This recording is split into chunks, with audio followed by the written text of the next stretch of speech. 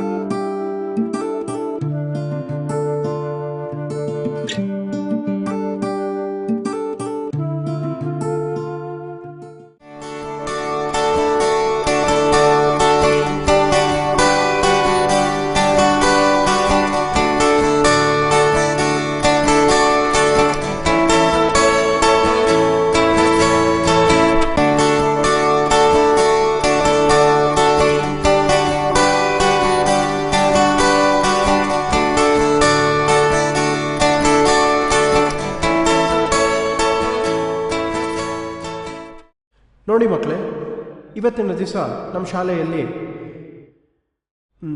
ನಾವು ನಮ್ಮೂರಿನ ಹುಡುಗ ಆದಂತಹ, ನಮ್ಮೂರಿನಲ್ಲೇ ಹುಟ್ಟಿ ಬೆಳೆದಂತಹ ಶ್ರೀಯುತ ಸೂರ್ಯರವರು, ಅವರು ಹುಟ್ಟುತ್ತಲೇ ಕುರುಡ ಅಂತಕ್ಕಂಥ ವಿಚಾರ ನಮ್ಮೆಲ್ಲರಿಗೂ ಗೊತ್ತಿರ್ತಕ್ಕಂಥ ವಿಚಾರ.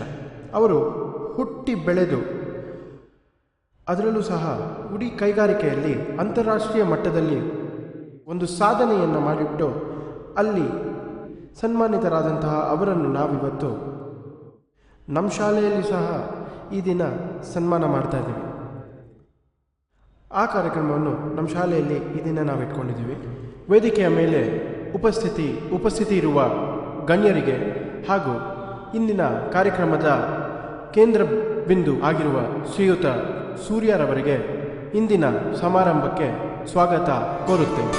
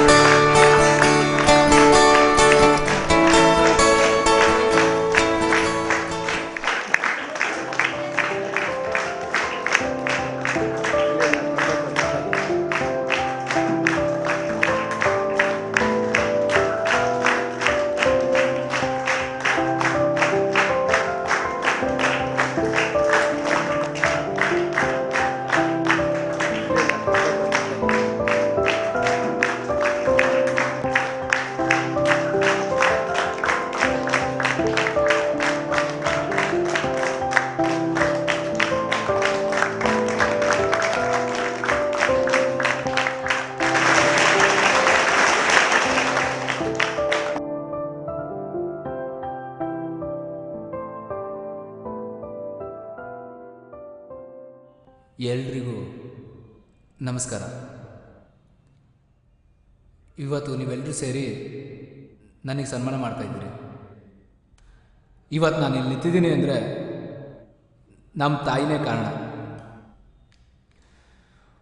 ಉಪ್ಪಿಗಿಂತ ರುಚಿ ಇಲ್ಲ, ತಾಯಿಗಿಂತ ಬಂಧು ಇಲ್ಲ ಅನ್ನೋ ಮಾತುಗಳನ್ನು ಕೇಳಿದ್ದೀವಿ ನಾವು. ತಾಯಿ ಸ್ಥಾನವನ್ನು ಯಾರಿಂದನೂ ತುಂಬಕ್ಕಾಗಲ್ಲ. ಯಾಕೆ ಅಂದರೆ ಆ ಸತ್ಯನ ನಾನು ಸ್ವತಃ ಕಂಡುಕೊಂಡಿದ್ದೀನಿ. ಇವತ್ತು ರಾಜ್ಯ ಅಂತಾರಾಷ್ಟ್ರೀಯ ಮಟ್ಟದಲ್ಲಿ ನನಗೆ ಸನ್ಮಾನ ಮಾಡ್ತಿರ್ಬೋದು, ಆದರೆ ನಮ್ಮೂರಿನಲ್ಲಿ ನಮ್ಮ ಜನಗಳು, ನಮ್ಮ ಶಾಲೆ ಮೇಷ್ಟ್ರು ನನ್ನ ತಾಯಿ ಎದುರಿಗೆ ಸನ್ಮಾನ ಮಾಡ್ತಿರೋದು ನಿಜವಾಗ್ಲೂ ನನಗೆ ಸಂತೋಷವಾಗ್ತಿದೆ. ಆಕಸ್ಮಿಕವಾಗಿ ನನ್ನ ತಾಯಿಗೆ ನಾನು ಸಿಕ್ತೆ. ಆದರೆ ನನ್ನ ನೇತ್ರ ತಾಯಿ ಇದ್ರೂ ಕೂಡ ನನ್ನ ಇಷ್ಟು ಚೆನ್ನಾಗಿ ನೋಡ್ಕೊತಿದ್ಲೋ ಇಲ್ವೋ, ಈ ಮಟ್ಟಕ್ಕೆ ನಾನು ಬೆಳೀತಿದ್ನೋ ಇಲ್ವೋ ಗೊತ್ತಿಲ್ಲ. ಆದರೆ ಇವತ್ತು ನನ್ನಂಥ ಕಣ್ಣಿಲ್ದವನ್ನ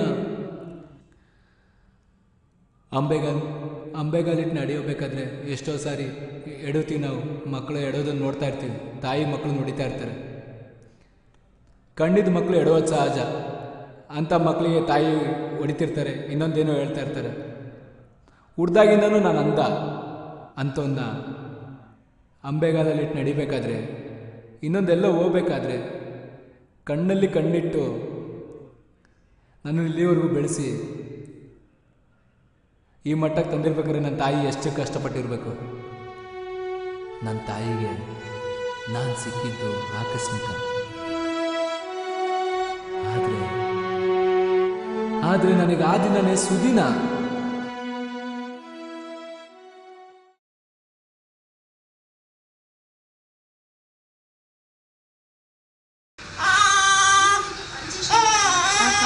ಮಗು ತುಂಬ ಚೆನ್ನಾಗಿದೆ ಅಲ್ಲಂಜಿ.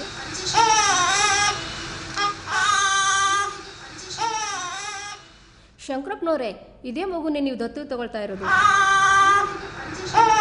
ಅನ್ಪೂರ್ಣ, ಮಗುನ ಇವತ್ತೇ ಮನೆಗೆ ಕರ್ಕೊಂಡು ಹೋಗ್ಬಿಡೋಣ. ಡಾಕ್ಟ್ರನ್ನೂ ಒಂದು ಮಾತು ಕೇಳ್ಬಿಡಿ. ಹಾಂ ಸರಿ ಸರಿ ಸರಿ. ಶಂಕರಪ್ಪನವರೇ, ನಿಮ್ಗೊಂದು ವಿಷಯ ಹೇಳಬೇಕಾಗಿತ್ತು. ಅದೇನು ವಿಷಯ ಹೇಳಿ ಡಾಕ್ಟ್ರೇ. ಬನ್ನಿ. ಹಾಂ ನಡೀರಿ.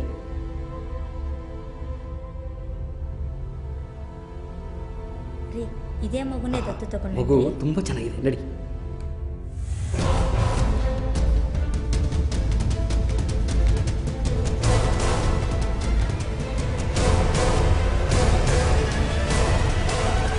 ಬನ್ನಿ ಶಂಕರಪ್ಪನವರೇ. ಆಗಲಿ ಡಾಕ್ಟ್ರೇ. ಅನ್ಪೂರ್ಣ. ಹಾಂ ಬಂದೆ ರೀ. ಡಾಕ್ಟ್ರೇ, ಅದು ಯಾಕೆ ಸಂಕೋಚ ಪಡ್ತೀರಾ? ಅದೇನು ವಿಷಯ ಹೇಳಿ. ಶಂಕರಪ್ಪನವರೇ, ಆ ಮಗು ಕಣ್ಣು ಕಾಣಲ್ಲ. ಏನು ಡಾಕ್ಟ್ರೆ ನೀವು ಹೇಳ್ತಾ ಇರೋದು? ಆದ್ರೆ ಆ ಮಗು ಆರೋಗ್ಯವಾಗಿದೆ. ನೋಡಿ ಡಾಕ್ಟ್ರೇ, ನಾನೊಬ್ಬ ದೊಡ್ಡ ಜಮೀನ್ದಾರ.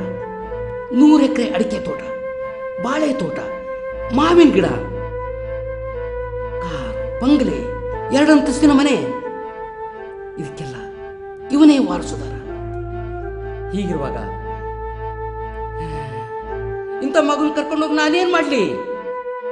ಏನ್ ಮಾಡ್ಲಿ? ಡಾಕ್ಟ್ರೆ, ಈ ಮಗು ಕಣ್ಣು ಬರೋದೇ ಇಲ್ವಾ? ನೋಡಿ ತಾಯಿ, ಆ ಮಗು ಕಣ್ಣು ಬರ್ಬೋದು, ಬರ್ದೇನೂ ಇರ್ಬೋದು. ಎಲ್ಲ ಅವನ ಇಚ್ಛೆ. ಸರಿ ಡಾಕ್ಟ್ರೇ, ಹಾಗಾದ್ರೆ ಈ ಮಗು ನಮಗೆ ಬೇಡ. ಈ ಮಗು ನಾವು ವಯಸ್ಸಾದ್ಮೇಲೆ ನಮಗೆ ಆಶ್ರಯ ಆಗಿರಬೇಕು. ಮಗು ಆರೋಗ್ಯಪೂರ್ಣವಾಗಿರಬೇಕು, ಯಾವುದಕ್ಕೂ ಕೊರತೆ ಇರ್ಕೂಡ್ದು. ಸರಿ ಡಾಕ್ಟ್ರೆ, ನಾವಿನ್ ಬರ್ತೀವಿ. ಬರ್ರಿ ಹೋಗೋಣ. ಡಾಕ್ಟ್ರೇ, ನಮಗೆ ಈ ಮಗು ಬೇಡ, ಬೇರೆ ಮಗು ನೋಡಿ. ನಾವಿನ್ ಬರ್ತೇವೆ. ಸರಿ ಶಂಕರಪ್ಪನವರೇ, ಹೋಗಿ ಬನ್ನಿ. ನಮಸ್ಕಾರ. ಈಗ ನಾನು ಏನು ಮಾಡಲಿ? ನನ್ನ ಬದುಕೆ ನನಗೆ ಭಾರವಾಗಿರುವಾಗ ಈ ಮಗುನ ತಗೊಂಡೋಗಿ ನಾನು ಹೇಗೆ ಸಾಕಲಿ? ದೇವರೇ, ನಾನು ಏನು ತಪ್ಪು ಮಾಡಿದೆ ಅಂತ ನನಗೆ ಈ ಶಿಕ್ಷೆ ಕೊಟ್ಟೆ. ತಾಯಿ ಅನ್ನೋ ಹೆಸರಿಗೆ ಕಳಂಕಪ್ರಾಯವಾಗಿರೋ ನಾನು ನಿನ್ನನ್ನು ಸಾಕಲಾರ್ದೆ ಏಡಿಯಂತೆ ಓಡಿ ಹೋಗುತ್ತಿರುವೆ. ಈ ನತದೃಷ್ಟೆಯನ್ನು ಕ್ಷಮಿಸಿ ಬಿಡು ಪಾಪು.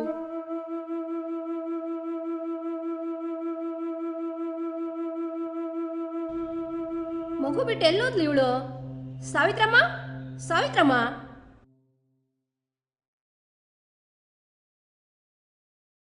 ಡಾಕ್ಟ್ರೇ, ನನಗೆ ಕ್ಷಮಿಸಿ.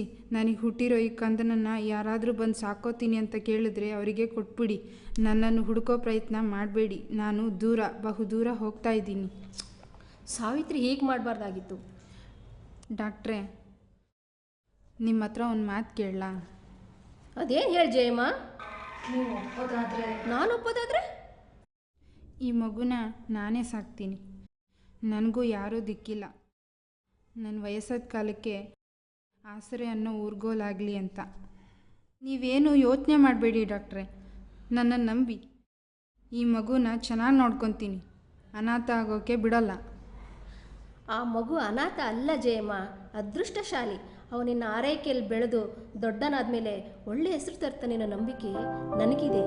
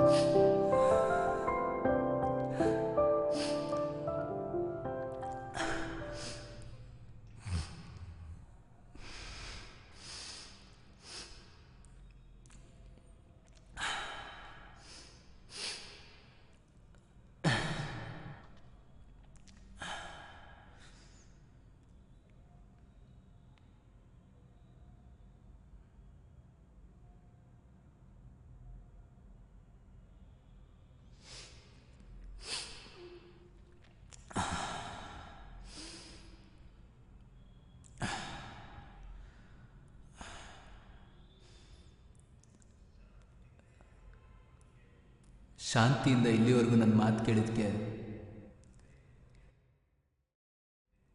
ನಿಮ್ಮಲ್ಲಿ ಕೈ ಮುಗಿದು ಕೇಳ್ತೀನಿ,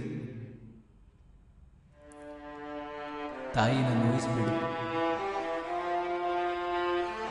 ನಮಸ್ಕಾರ.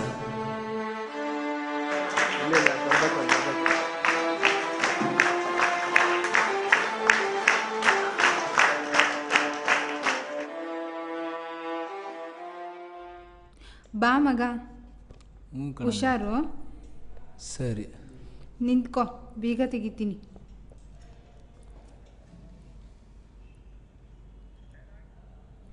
ಕತ್ಲೆ ಮಗ, ಕರೆಂಟ್ ಹೋಗಿರಬೇಕು. ನಾನು ದೀಪ ಹಚ್ತೀನಿ, ಹುಷಾರಾಗಿ ಬಾ. ನನಗೆ ಬೆಳಕಿದ್ರೇನೋ ಕತ್ಲಿದ್ರೇನೋ ಒಳ್ಳೆ ಅಮ್ಮ.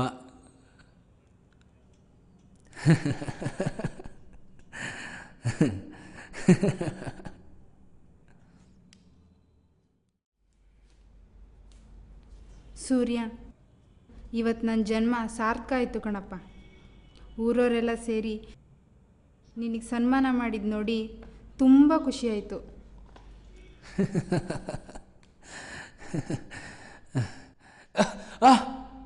ಅಯ್ಯೋ ಮಗನೇ, ಏನಾಯ್ತೋ?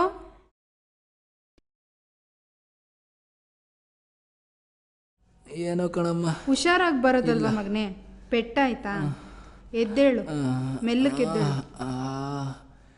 ಯಾಕೋ ಗೊತ್ತಿಲ್ಲ ಅಮ್ಮ, ಒಂದು ಕಡೆ ಖುಷಿ, ಇನ್ನೊಂದು ಕಡೆ ಒಳಗೇನೋ ನೋವು ಅನ್ನಿಸ್ತಿದೆ.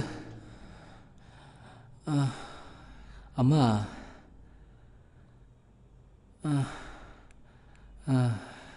ನನಗೆ ಈ ರೀತಿ ಸನ್ಮಾನ ಮಾಡ್ತಿರೋದು ನೋಡಿದ್ರೆ ಬಸವಣ್ಣನವ್ರೊಂದು ಮಾತು ನೆನಪಾಗತ್ತೆ ಕಣಮ್ಮ. ಅದೇನೋ ಹೇಳ್ತಾರಲ್ಲ, ಹೊಗಳಿ ಹೊಗಳಿ ಒನ್ನ ಶೂಲಕ್ಕೇರಿಸಿದರಯ್ಯ ಅಂತ, ಅದು ನೆನಪಾಗತ್ತೆ. ಅದು ಸರಿ ಸೂರ್ಯ, ನಿನ್ನನ್ನು ತಗೊಂಡು ಬಂದು ಸಾಕಿದಾಗ ಈ ಊರಿನ ಜನರೆಲ್ಲ ಬೇರೆ ಬೇರೆ ರೀತಿಯೇ ಮಾತಾಡಿದ್ರು.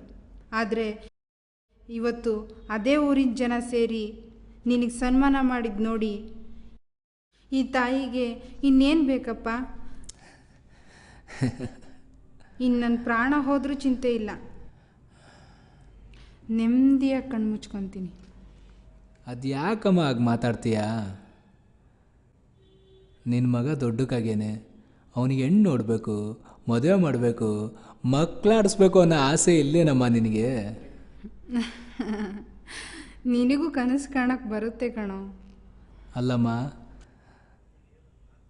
ನನಗೆ ಒಂದು ಮಾತು ನೆನಪಾಗ್ತಿದೆ.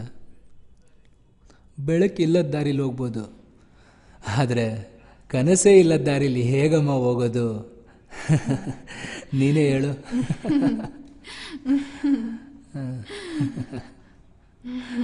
ಹೌದು ಕಣೋ, ನನಗೂ ಒಂದು ಕೊನೆ ಕನಸಿದೆ. ನಿಂಗೆ ಒಳ್ಳೆ ಹೆಣ್ಣು ನೋಡಬೇಕು, ಮದುವೆ ಮಾಡಬೇಕು, ಮೊಮ್ಮಕ್ಕಳನ್ನ ಆಡಿಸ್ಬೇಕು, ನಾನು ಅಜ್ಜಿ ಅನ್ನಿಸ್ಕೋಬೇಕು.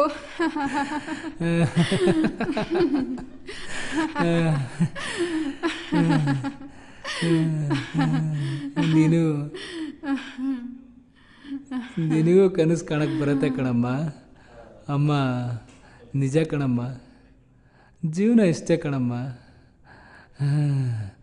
ಏನಮ್ಮ ಸುಮ್ಮನಾಗ್ಬಿಟ್ಟೆ? ಈಗಲೇ ಮೊಮ್ಮಕ್ಳು ಆಡ್ಸಕ್ಕೆ ಹೋದ್ಯಾ? ಅಮ್ಮ ಅಮ್ಮ, ಯಾಕಮ್ಮ ಸುಸ್ತಾಯ್ತಾ? ಇವತ್ತು ಭಾಳ ತಿರುಗಿದೆಯಾ ಬಿಡು ನೀನು. ಮಗನ್ನ ಸನ್ಮಾನ ಮಾಡಿದ್ರಲ್ಲ, ನೋಡಿದ ಖುಷಿಗೆ ಎಲ್ಲರ ಹತ್ರನೂ ಮಾತಾಡಿದ್ಯಾ ನೀನು, ಓಡಾಡಿದ್ಯಾ, ಸುಸ್ತಾಗಿದೆಯಾ ನೀನು. ಅಮ್ಮ ಅಮ್ಮ ಎದ್ದೇಳಮ್ಮ. ಅಮ್ಮ ಅಮ್ಮ ಅಮ್ಮ ಅಮ್ಮ ಅಮ್ಮ ಎದ್ದೇಳಮ್ಮ. ಅಮ್ಮ ಅಮ್ಮ ಮಾತಾಡಮ್ಮ. ಅಮ್ಮ ಅಮ್ಮ ಅಮ್ಮ ಹೇಳಮ್ಮ, ಏನಾದರೂ ಮಾತಾಡಮ್ಮ. ಅಮ್ಮ ಅಮ್ಮ ಅಮ್ಮ